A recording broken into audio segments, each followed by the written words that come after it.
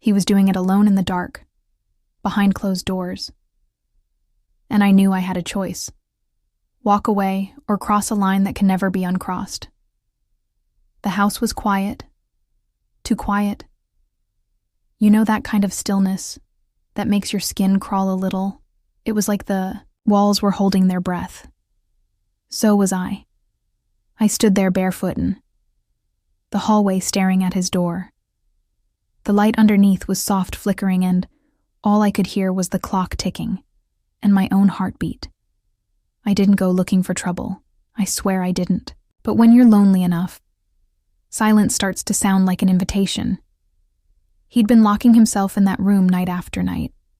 No music, no TV, just darkness. At first I thought it was grief. I told myself he just needs time. But it went on too long, and that night something felt different. I didn't knock, I didn't speak. I just stood there, one hand on the doorknob, frozen. I wish I could say I walked away, that I turned around and did the right thing. But the truth is, I didn't know what the right thing was anymore. Because what do you do when you see your own emptiness reflected in someone else's eyes? I wasn't just checking on him. I was looking for something too, something I hadn't felt in a long time. Not love, not lust, just connection, just someone seeing me. And that's the part Noon tells you. It's not always about desire. Sometimes it's about not feeling invisible. I didn't plan for any of it to happen, but something in me changed that night. And once you cross a line like that, you don't get to pretend. You're the same person you were before. If you've ever felt invisible in your own home, if you've ever stood at a door unsure whether to open it or walk away, then maybe you'll understand what I did next. Subscribe to Heartfelt Tales. Unfold. So you won't miss out on our next story. Because this story, it's not easy, but it's real. And it's time I told it. I'm 38. Married on paper. Everything looks fine. Nice house, decent car, a husband who makes good money. But inside these walls, it's hollow. My husband. Mark, he's the kind of man who thinks showing up with a paycheck is the same as showing up for a marriage. Always on a plane, always glued to his phone when he's home. Our conversations are more like calendar updates. What bills are due? What's for dinner? When he's leaving again. It didn't used to be like this. There was a time I felt chosen, wanted, but life wore us down. Or maybe he just stopped seeing me, stopped touching me like I was his wife. And I stopped asking why I got used to the quiet, the empty side of the bed, the sound of dinner plates clinking insolence. Then Jay came, his son from a previous marriage. 19. Tall, lean, quiet. He'd been living with his aunt after his mom died. Suddenly a car accident, college brought him back to our city, and Mark suggested he move in to save money. I didn't object. How could I? It felt like the right thing to do. But from that moment, he stepped through the door. Something shifted in the energy of this house. Jake didn't talk much, polite but guarded. He kept to himself. Headphones, in hood up, eyes down. I really did cooked his favorite meals after asking. Mark what he used to like. Left notes on the fridge. Offered rides, but he never asked for anything. Dinner was the same every night. Mark barely looked up from his phone. Jake answered questions with one-word replies. And me? I smiled. Through it, tried to pretend the silence wasn't suffocating. Sometimes I'd watch them, both father and son, sitting at the same table worlds apart. And I'd wonder how a house could be this full and still feel so empty. I'd catch glimpses of Jake walking down the hallway. He moved like a shadow. Quiet, heavy, like he was carrying something he didn't want anyone to see. He told myself. I understood him. That maybe in some twisted way we were both grieving. Something he lost, a mother, lost, a marriage. There were nights when Mark would leave for a week-long trip, and I wouldn't even feel his absence anymore. But Jake, Jake's presence lingered. Not loud. Not obvious, just there. We'd cross paths in the kitchen, late at night, him and his hoodie, me in my robe. He'd nod. I'd smile, and the moment would stretch, just long enough to make me feel something I wasn't ready to name. He started doing his laundry without being asked, cleaned up after himself. Even asked if I needed help bringing in the groceries once. It was small, barely. Anything, but it felt like more than I'd gotten from Mark in months, and I hated that it mattered. I hated that I started, noticing the way his voice dropped when he said, "Thank you." The way he avoided eye contact but lingered in the same room just a little too long. I'd watch him from the kitchen window, sitting on the back porch alone, staring at nothing. I wondered what he was thinking. If he ever felt as invisible as I did, I didn't see him as a child anymore. Not after that first month. Not after I noticed the shape of his jaw, the way his hands had grown into a man's. And I don't know when it happened exactly. But one night, I looked at him, and my breath caught in my throat. I used to look at Jake as a child, until one night something changed and I wasn't sure if it was him or me. After that night, after I realized something in me had shifted, I tried to pretend it hadn't. I kept cooking, kept folding laundry, kept pretending that everything in this house was normal, but I started noticing things I hadn't noticed before. Jake began spending more and more time in his room.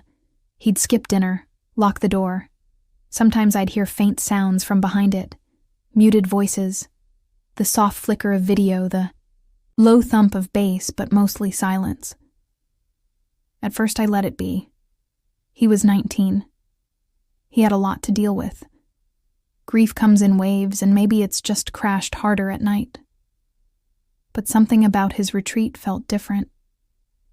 It wasn't just sadness, it was avoidance. It was like he was hiding something or hiding from something.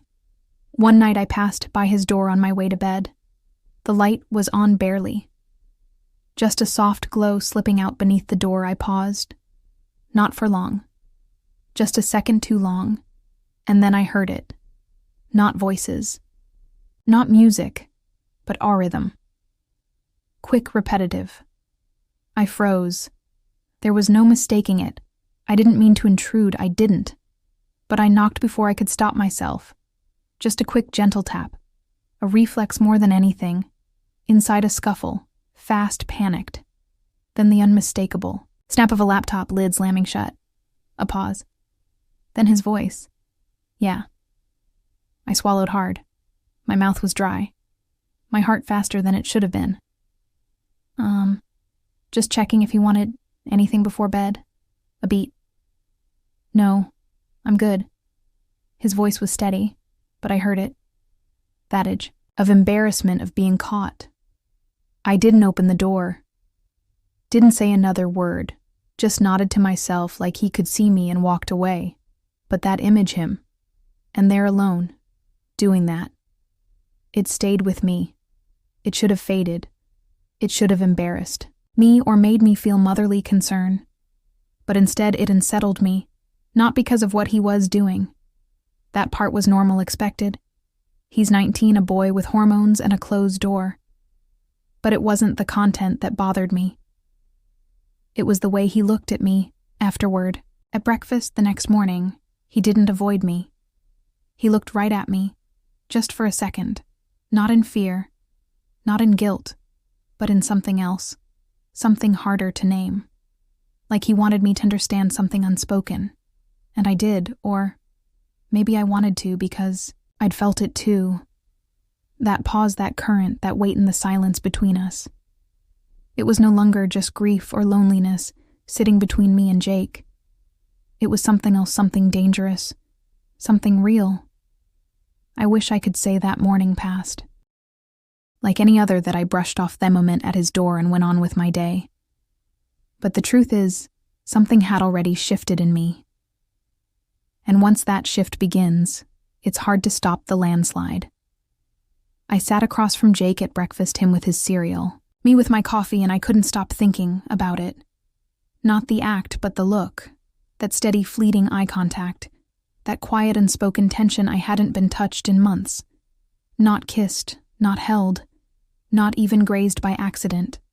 Mark was always busy, always, tired always, somewhere else, mentally or physically. I used to beg for his attention in small ways, wearing a new blouse, cooking his favorite meal, reaching for his hand in bed. Eventually, I stopped trying because nothing is lonelier than reaching for someone who doesn't even flinch, and yet Jake flinched. He noticed me in silence, in subtle shifts of breath and body language. I didn't want it. Not at first. But when you've been starving, even a glance can feel like a feast. That week, I caught myself lingering just a little longer than necessary, passing by his door when I knew he was awake, starting small talk. I knew wouldn't go anywhere, just to hear his voice. And at night, I started wearing thinner robes, softer fabrics. I told myself it was summer, too hot for anything, heavier. But that wasn't the truth. The truth was, I wanted to be seen by someone, even if it was him. I'd walk to the kitchen knowing he could hear my footsteps. I'd bend to get something from a low cabinet, fully aware of the angle. It was wrong, I knew it. Was wrong, but the wrongness was tangled up in a need I couldn't name. Curiosity crept in like a slow burn. What if he looked again? What if he wanted to? I told myself I was just being kind, that I was keeping an eye on him, helping him adjust, making sure he didn't feel alone. But my thoughts betrayed me. They weren't motherly. They were messy, hungry, dangerous. Late at night, I'd lie in bed staring at the ceiling. Mark would be turned away from me, already asleep or pretending to be. And I'd think about the light under Jake's door. The tension in his voice when I knocked. The way his eyes flickered when he saw me in the morning.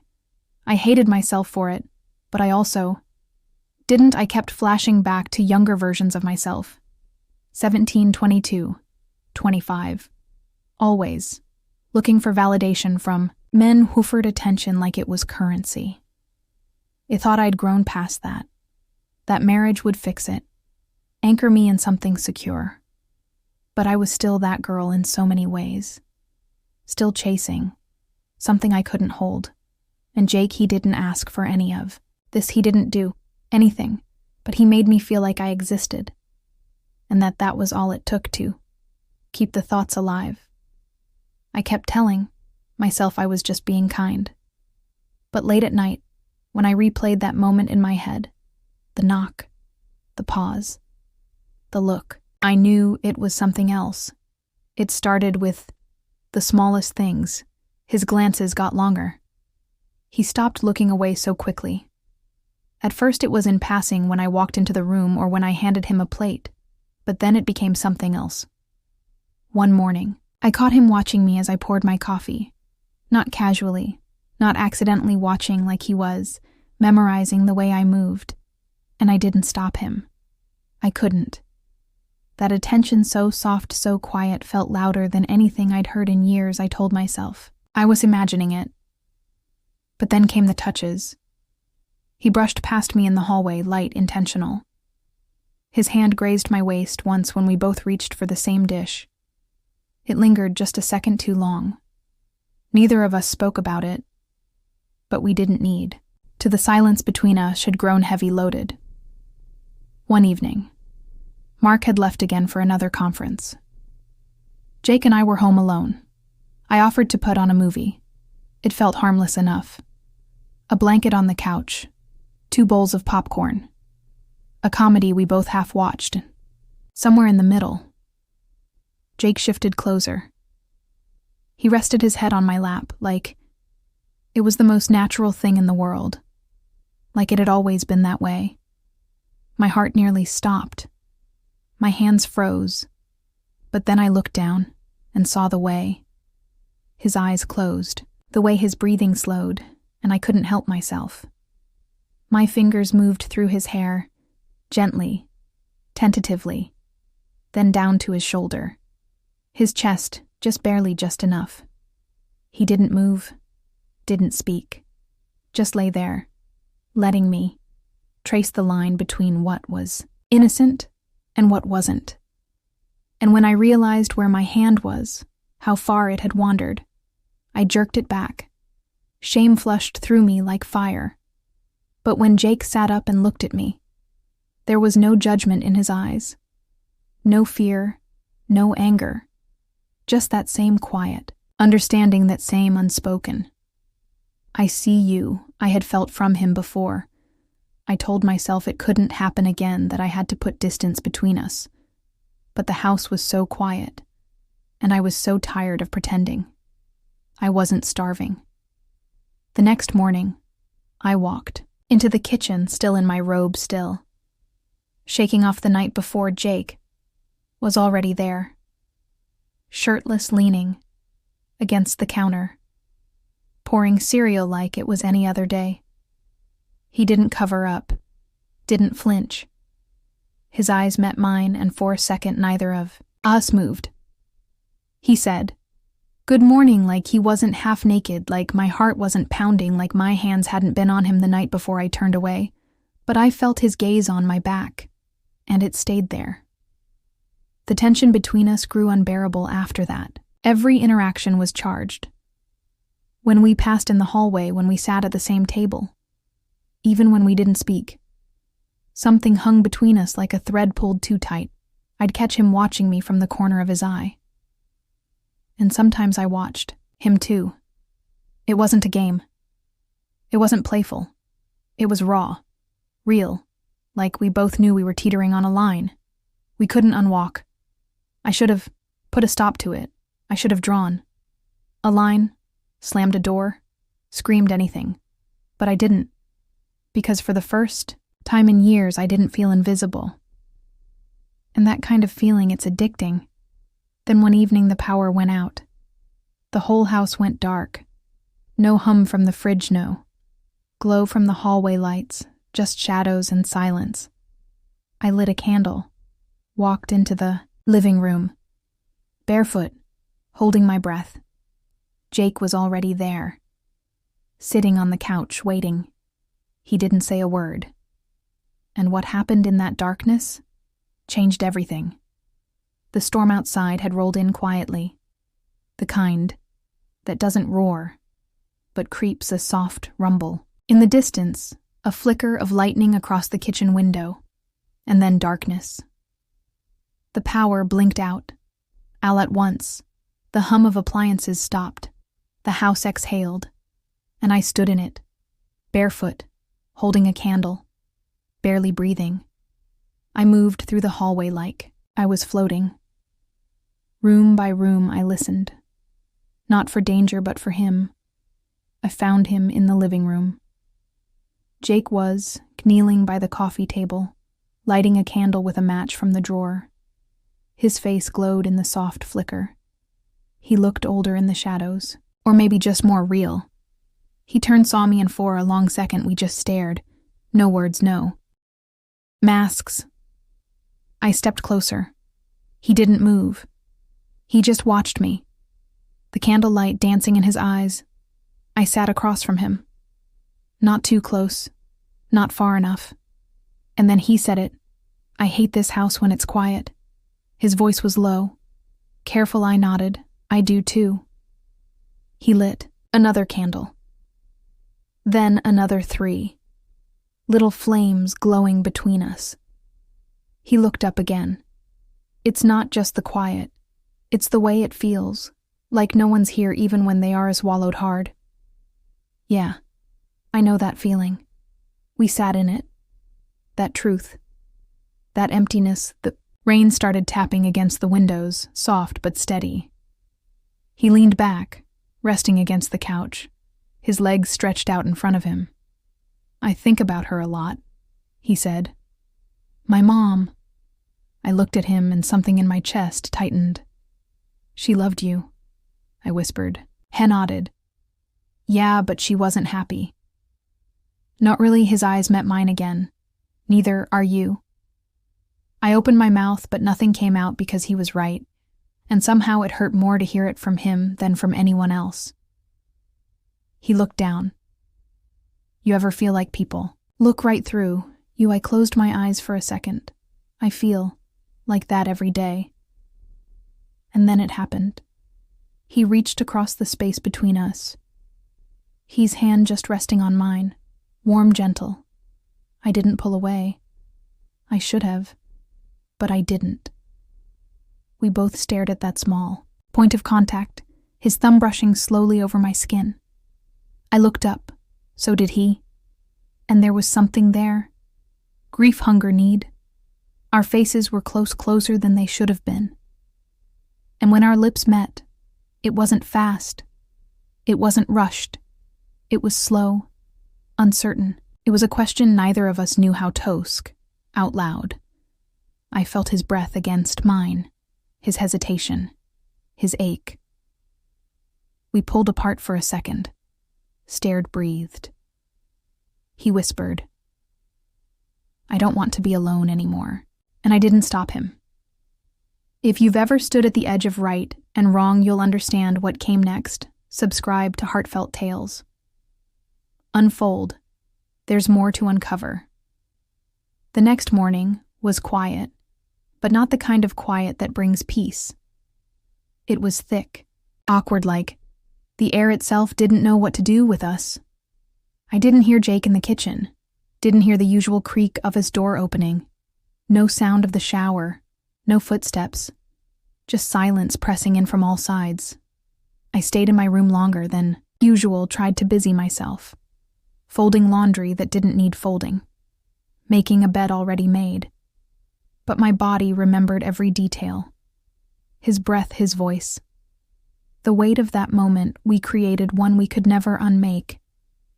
I finally stepped out into the hallway, bracing myself. But his door was closed. Locked. Maybe I didn't knock. I couldn't. I went through the motions that day. Made coffee, cleaned up dishes. No one used, opened the windows to let in air. I couldn't seem to breathe. Around noon, I heard the front door open. Mark was home. He was supposed to be gone 2 more days.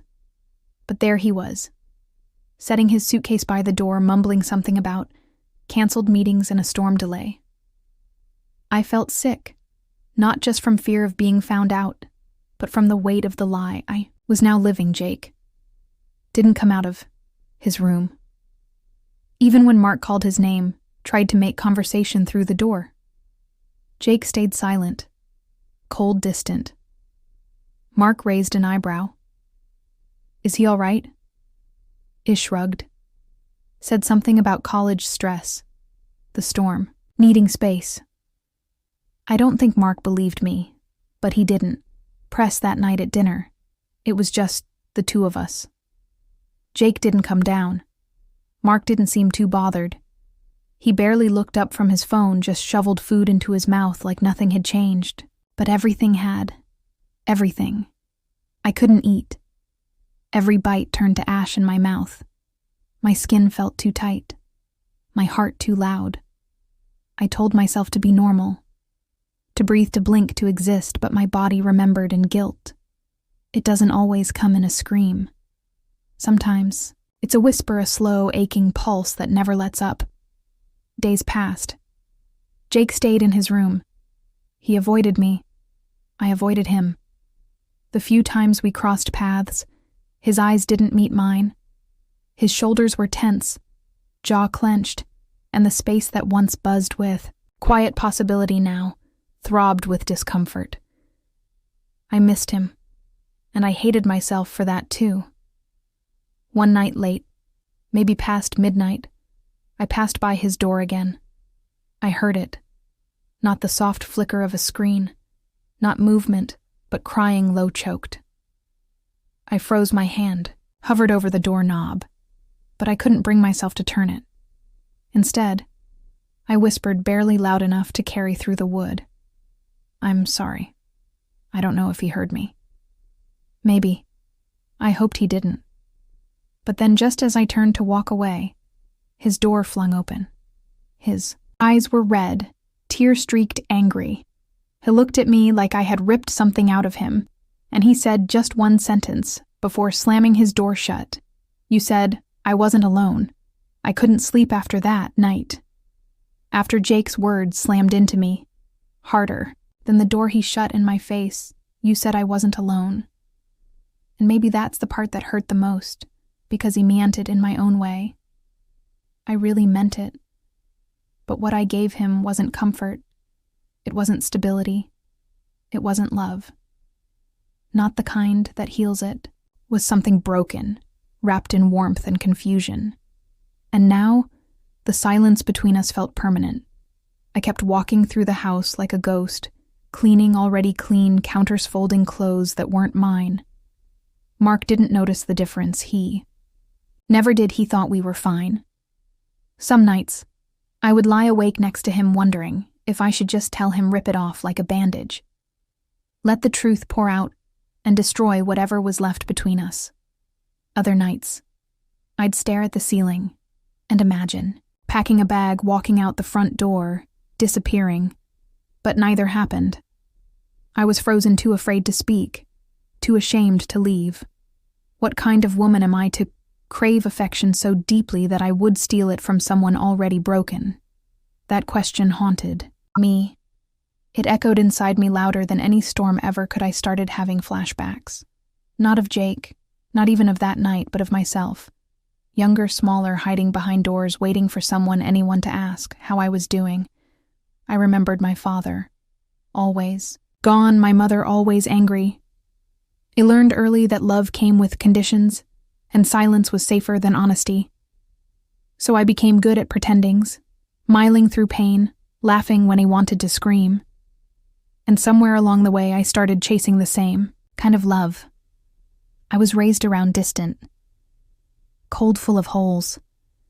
Jake, he wasn't just a boy. He was a mirror.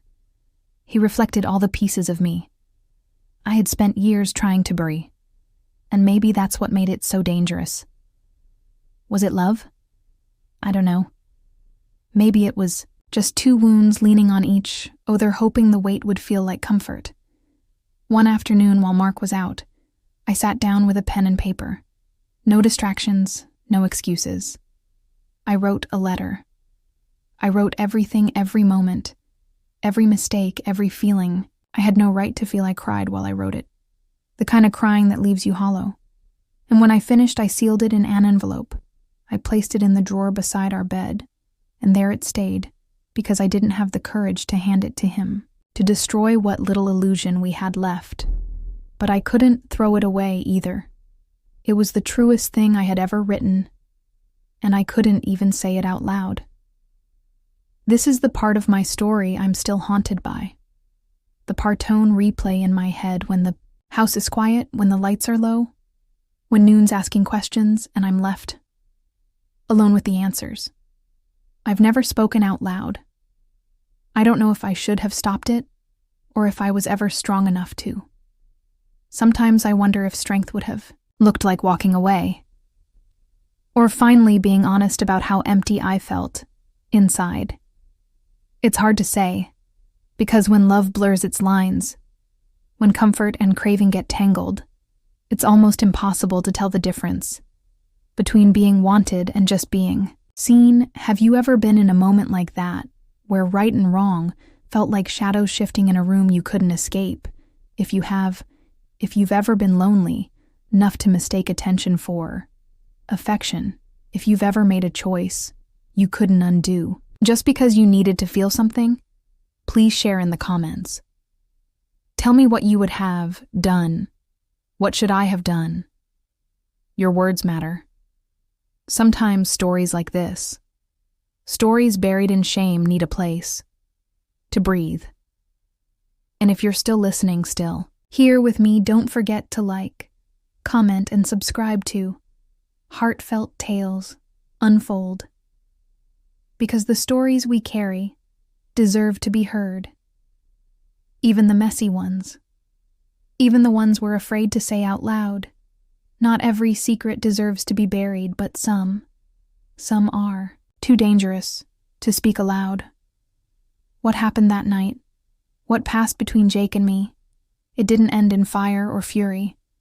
There was no dramatic explosion, no confession, No consequences we could see, but something inside us changed quietly, permanently, and never looked at me the same again.